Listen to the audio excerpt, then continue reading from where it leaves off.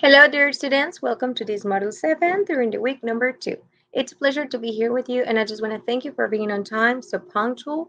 And the people that it's not available to do or to attend this class, I hope you can see and watch this video. And we're going to start with the explanation of this model. It's Model 7 and the week number 2. Remember, we have a lot of time. We're just almost at the middle of this model, so we're going to start with the explanation.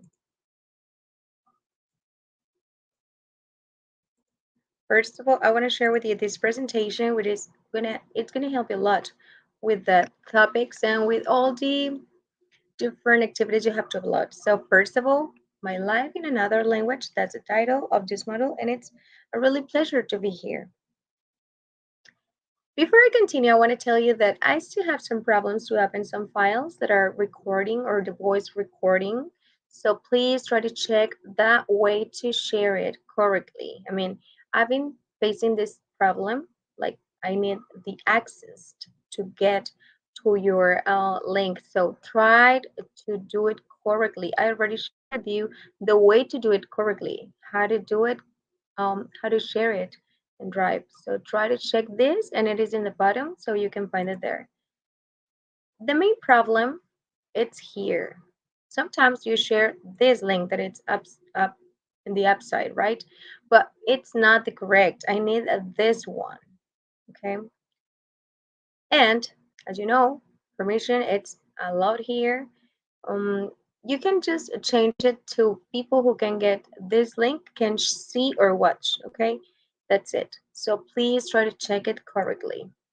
And another option that I just share with you, it was Vocado. Vocado, it's another like online recorder, and it's gonna help you so much. So you just click on it, and there's a button, red button, and then you just start talking. Try to do it at a distance that is just short, so I can understand what you're pronouncing. After that, you can just stop it, and then just keep and also share.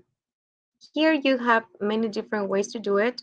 As you can see here, we have like um, Facebook, Twitter, and other options, WhatsApp, email. You have the QR code, and also you can have the link immediately. So just click on this, and then you're gonna have the link. First, I want to share these important details. You have to do it like that. You just click on this button, and then to just copy, and then just paste in the activity. As we know, during this session, I have obviously set some purposes or objectives to achieve. So we're going to start with the explanation of the usage of the structure simple past. During the last week, we were talking about simple present or actions that were in the present progressive too. But we were talking about present. So today, during this week, we're going to be working about simple past in affirmative, negative, and obviously in interrogative form. I'm going to specify the usage of the verb to be in the simple past. So it's different way to structure. So that's the way we separate it from the rest of the verbs. I'm going to share some basic vocabulary about time expressions, and another expression that is very common to use in the simple past is used to. Okay, with habits or things we should have done before. And I'm going to clarify doubts about the activities because it's important. Um, Obviously, the simple past started and ended in that past. The actions that we are going to share are started and then finished in that past. So you talk about it when there were activities or actions or experiences, situations that happened in the past and they stopped, they ended there. We have two different types of verbs. We have regular and irregular verbs. So in this way, we're going to just try to identify two different. The regular verbs have like a rule ending ed. That's the key. So we have many different verbs that have some rules that I'm gonna just try to help you to understand them. But the irregular verbs are totally different because sometimes we just need to like learn them by practicing, and because there is no rule like regular verbs that a old end with ed. So we need to specify that, okay? We have, as I already told you, this example like play. Play, it's in the base form, jugar. So if I want to say that that action happened in the past and ended in the past, I'm going to use simple past. So this is a regular verb, so I just need to add ed at the end. This is very important. This verb play, it's an exception, right? Because if we have some other verbs, we need to change that y by an e, I mean by an I, and then ed, okay? And we have irregular verbs here. We just see the structure and they are not that much similar. They're totally different. And in this way, we have talk, talked, play, played. If you see in the red part, we have two different verbs in simple past and they end with ed. Okay, that's the key. After that, we have many different ways to express. So when we want to talk about in affirmative form, we're going to be using just the structure like this. We have the verbs in infinitive or base form, and then just have it in this chart in the simple past. Obviously, when I just like said in statements or a statement or an affirmative sentence that it's almost the same, we use this part. I mean, first, we incorporate the personal pronoun or the person who did the action. And then we use the verb in the simple past because it is affirmative. After that, we just incorporate complement, like I lived in Mexico for a year. As you can see, live, it's a regular verb. So I already have the E there, and I just need to add the to end with ed. Okay, I lived in Mexico for a year. Yo viví en México por un año. And you can apply this kind of verbs with all the personal pronouns. There is no change in the structure. We just take it from the second line.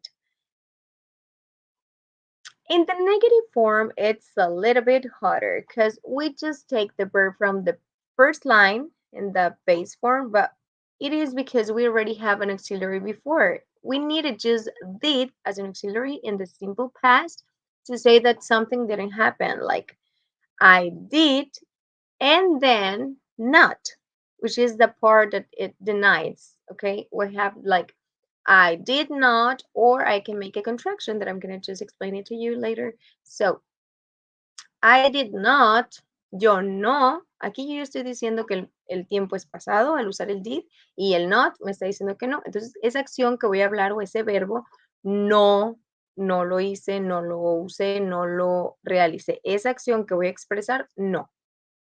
Okay, so I did not leave. If you can see here, we have the verb in infinitive or base form. We don't use it like in simple past. We don't incorporate the D. Nosotros al momento de hablar en forma negativa en el pasado simple, no usamos ni conjugamos ni estructuramos nada más que agregamos el verbo en su forma base, en su forma infinitiva y posteriormente the complement. ¿Por qué? Porque yo al verbo ya no necesito modificarle nada. El did me está diciendo que estoy hablando en pasado simple y el not me está diciendo que en negación. Entonces, en el tiempo pasado simple, negación, voy a utilizar auxiliary verb, el auxiliar, not, y posteriormente el verbo en infinitivo. Así tal cual lo tomo, sin agregarle nada, ninguna terminación con ed. Eso pasa solamente cuando es afirmación. En negación, no. So, I did not live in Mexico for a year. Yo no viví en México por un año. Then, once we have that, we have some examples here, like, I did not live in Mexico for a year. Yo no viví en México por un año. And we can use the contraction here. I didn't live in Mexico for a year. So, you can find there two different options. It is more like it's common to find didn't, but you can use both, the one you want. And we also see that we have the infinitive form in the first line. We don't need the verb from here. We just take it from here because we already have the auxiliary and the negative part. Questions. How to make questions? Well, first of all, we need to start with the auxiliary did, that it's telling me that the action or the question was or is in simple past. Did you, as I already have like the auxiliary here, I don't need the verb with something. Like I just take it from the infinitive form or the base form, okay? So did you live in Mexico for a year? And it is very important just to specify or add the question mark at the end. Okay, so we have, did you live in Mexico for a year? That way you can apply with all the personal pronouns, as I already told you since the beginning. So you can apply with all of them. And then the way to say affirmative answers is yes, and it depends on the personal pronoun we're talking. Then we just yes, I did, sí, sí lo hice, or no, I didn't, or I did not, or no, no lo hice. So this is a way to make questions, and this is the way to answer them. When we want to just make informative questions, we're just incorporating some keywords that are very, very important. We just need to add WH words at the beginning with the same structure that I just explained it to you. So you're going to just add that part. And in that way, we're going to just transform them from the affirmative negative question to informative or interrogative way, right? So we're going to do it like that. So in this case, we just like when, cuándo, why, por qué, where, dónde, how, even though it doesn't start like with WH, it's like informative word. So we have when, why, how, what, where, which. We have many different keywords. So if we just incorporate them at the beginning, we change the question. Like, when did you live in Mexico? So the answer, it's gonna be like a sentence or in an affirmative sentence, right? Like, I lived in Mexico um on September or in the year of 1991. I don't know, maybe something like that. Some information. I'm gonna get information. I won't get the answer like yes I do or no I no I yes I did or no I didn't, which is in the past. And we have these words. Who, quién, what, qué o cuál a veces. When, cuándo, where, dónde, why, por qué y how, cómo. Obviously if I have this question, I'm going to give information as an answer, like what do you do? ¿Qué hiciste? Okay, I'm going to just get back to the same it is not like, well, I just give information using the verb in the simple past by regular or irregular verb. It depends. We have an example here, and we just can start like, did you go to Sandy's birthday party last weekend? ¿Fuiste a la fiesta de Sandy el fin de semana pasado? Él está dando opción. ¿Fuiste o no fuiste? So the answer is yes, I did. Sí, sí fui. Yo, obviamente, porque están preguntándome a mí, I did. Aquí voy a cambiar el pronombre de acuerdo a lo que me pregunten. Si me están preguntando de tercera persona, pues yo voy a contestar con tercera persona. You can incorporate more information after you just wrote this. Una vez que tú escribiste esto, puedes incorporar información extra. Okay, for example, I finished my homework on time and I went. Yo terminé mi tarea. Si ustedes se dan cuenta, el verbo finish es terminar.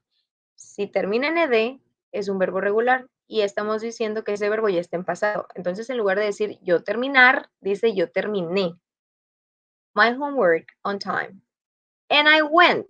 Y went es el pasado del verbo go, que es ir. Entonces aquí, si ustedes se dan cuenta, el verbo go en presente, pues lo tenemos en esa estructura y en pasado simple sería went. Por lo tanto, se convierte en un verbo irregular.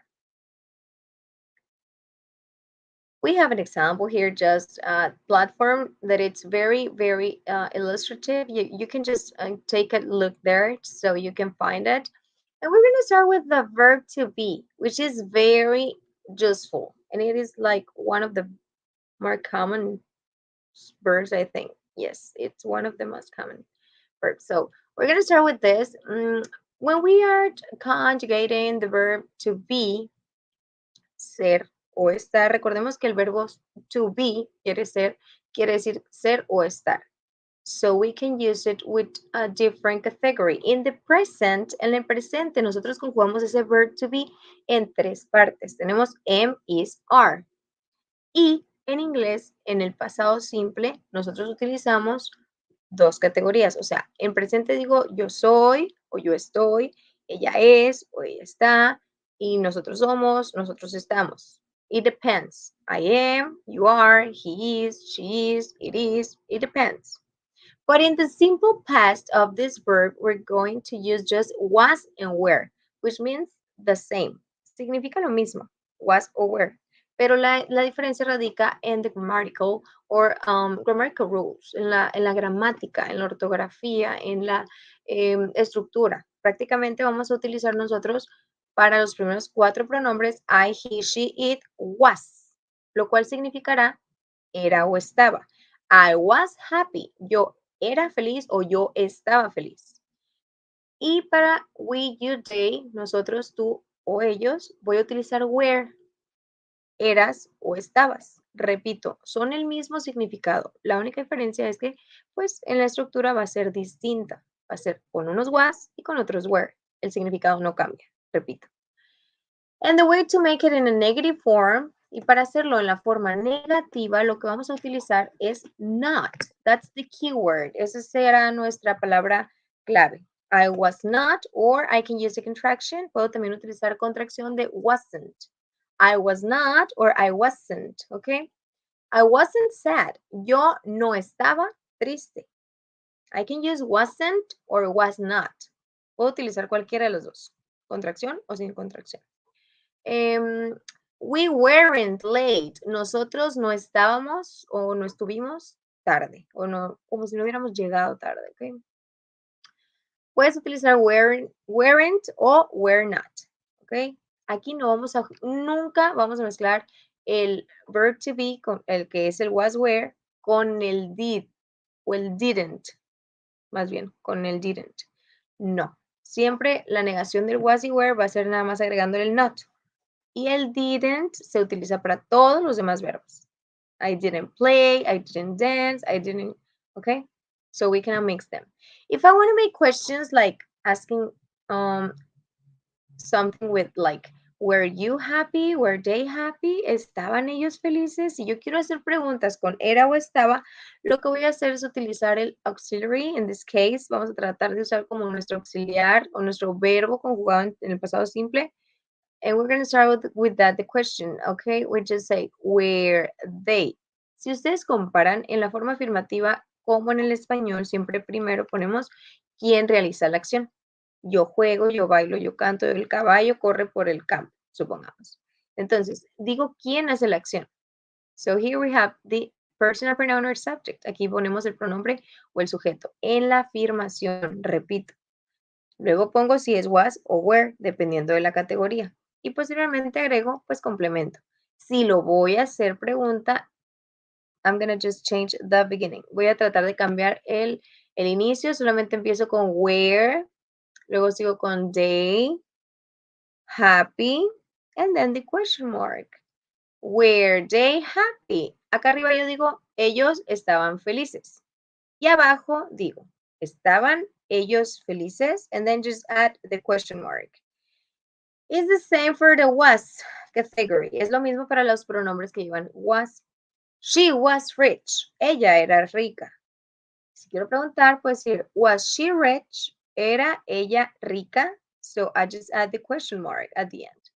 And you can also incorporate the informative questions. Y también podemos convertir preguntas en informativas al agregar WH words, las palabras con WH que ya les comenté hace ratito.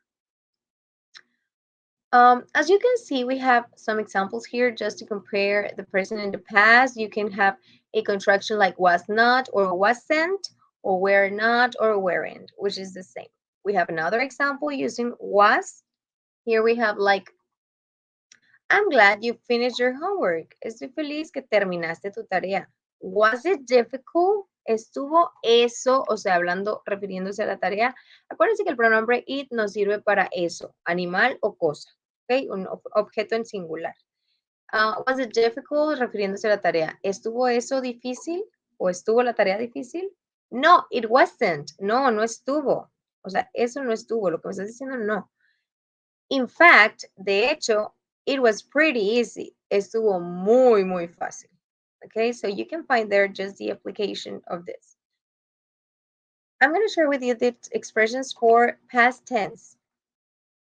These time expressions are key.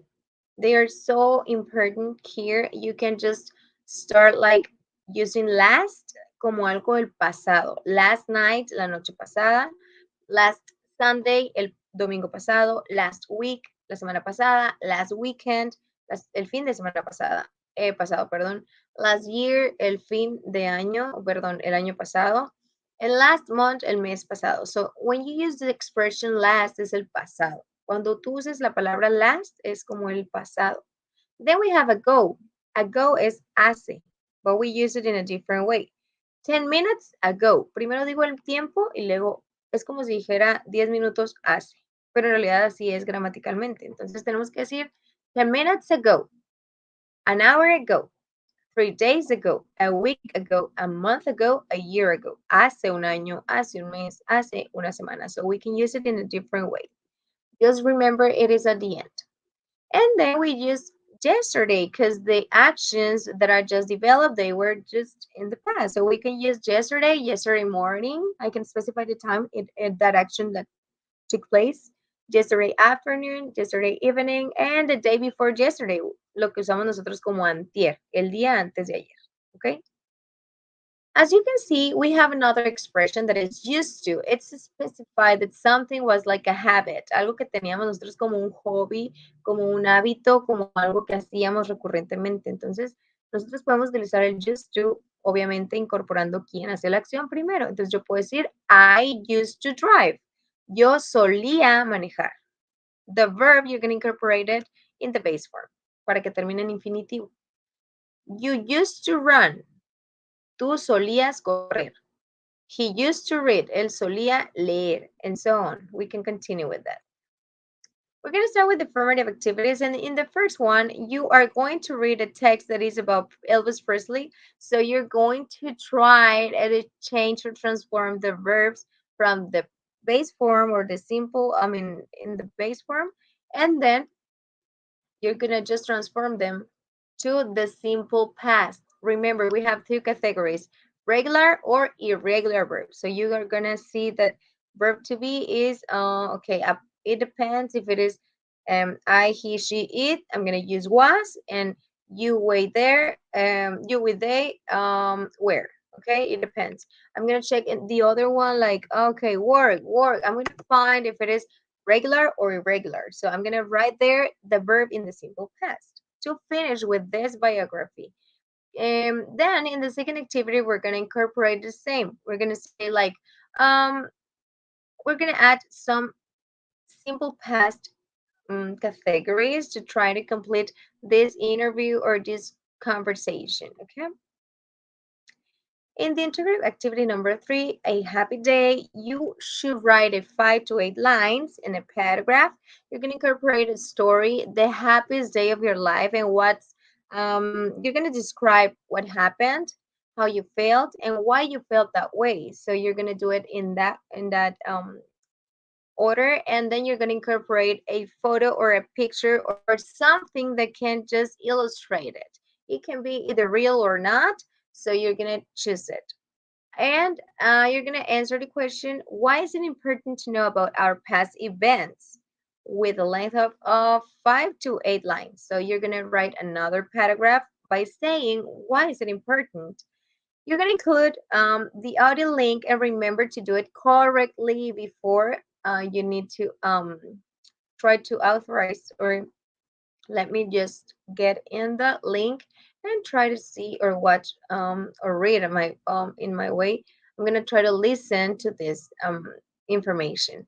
It's important to clarify that when we say the dates, because in this activity, in the number three, sometimes we incorporate the dates. Algunas veces en esta actividad pues incorporamos la fecha específica de nuestro día más feliz. So we can just incorporate days of the week, podemos incorporar días de la semana, Sunday, domingo, Monday, lunes, Tuesday, martes, Wednesday, miércoles, Thursday, jueves, Friday, viernes, Saturday, sábado.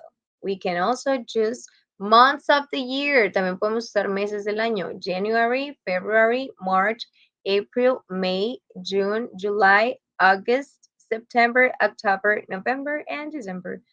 So the way to express it, we can use the years. We can specify, and the years before 2000, we just can divide it into two parts, like 1984. Podemos dividirlo entre 1984. But the time that starts like 2000, we're gonna just mention them. 2006, 2003, 2021. Okay. The way to do it, like the best day of my life was on July 20th, 2021, Tuesday. This is the order. I need to follow it. If I don't want to say the day of the week, okay, we can do it by just by the month. First, we write the month, then number, then the year, and finally a comma here. Okay. The activity number four, making on like my family timeline. It's a little bit long, but it's very interesting. You're gonna write 10 questions in English and then in Spanish, the same. Translate them. You can use DeepL, the translator DeepL, which is gonna help you a lot because it's academic, so it has like makes sense. Once you have the 10 questions in both languages, English and Spanish, the same, you're going to try to see what family member can answer them. You're going to interview a family member who can provide you that information. You're going to ask the questions if the person speaks in English. Obviously, you can do it, but if she speaks or he speaks just Spanish, do it in Spanish. And then the answers, you're going to write them in English and in Spanish. Obviously, because of pandemic, we can use virtual tools like Zoom, Meet, Skype, Hangouts, WhatsApp, FaceTime, Google Duo, Instagram, Snapchat, Facebook Messenger. The way you want to do it, the interview, to get the information about your family story, you can use them. You're going to explain your experience of listening your family story, which is the most interesting part of this activity. And you're going to express in an 8 or 5 line paragraph how you felt, and you're going to express things that you didn't know about it. Once you try to think about the questions, remember you can use affirmative or affirmative negative questions. It depends. And remember to use the structure in the simple past by using the auxiliary did or WH at the beginning, because sometimes we just forget about this. Once you have all the information, like 10 questions in English and Spanish, 10 answers in English and Spanish, you're going to try to find, get the information, organize it, and make a line, a timeline. You're gonna say, okay, first my mom and my dad were, they fell in love, they got married, they had my brother who was the first child. Then you're going to organize all that happened, all the actions that happen in your family story. And once you finish, you're going to add the link where you read the questions and the answers in English. In English. The 10 questions in English and the 10 answers in English. I don't need the Spanish. Okay? And obviously, I'm going to share with you some ways to express or to create this timeline. The learning part of it's very important too, because you need to practice about distance. We have to express and request information about activities or situations that occur in the past. You're gonna use the structure of the simple past for sure. You're gonna express and request about activities and situations to your classmates. Share in the community of Prepping UNICEF. Write in English about what you were doing before starting or entering to this stage of your life and what motivated you to study your high school in this modality because we have a lot of modalities to study. Please try to be like empathetic and try to get information about your classmates because the most important thing here is to practice and to know each other. Sometimes we can just have common situations, common challenges, so we can help each other. So and in this way it's time to express questions if you have them, and if you don't, like, we're gonna just finish with this, and it's just this is the way to say thank you so much. It was a really pleasure to be here. I really like to be your teacher and try to help you. Any question, problem, situation you have, please try to let me know that, and I'm gonna try to help you. It's a pleasure to be here with you, and I'm so proud of you guys because you have a lot of activities, and it is very, very good because you have this opportunity to get your subjects in a better grade. You're gonna just pass this subject, and it's important. Sometimes we stop because we are afraid about the language, about using it, but it's not like that hard when you practice and when you, like, try to lose a little bit the fear about speaking. Try to do it. And any mistake you make, it's going to be like checked, and it's going to help you. Okay. I'm going to try to motivate you to improve your mistakes, to help you to have progress. That's the key. Okay, guys, it was a real pleasure to be here with you, trying to explain you the activities and go to work. See you soon. Goodbye.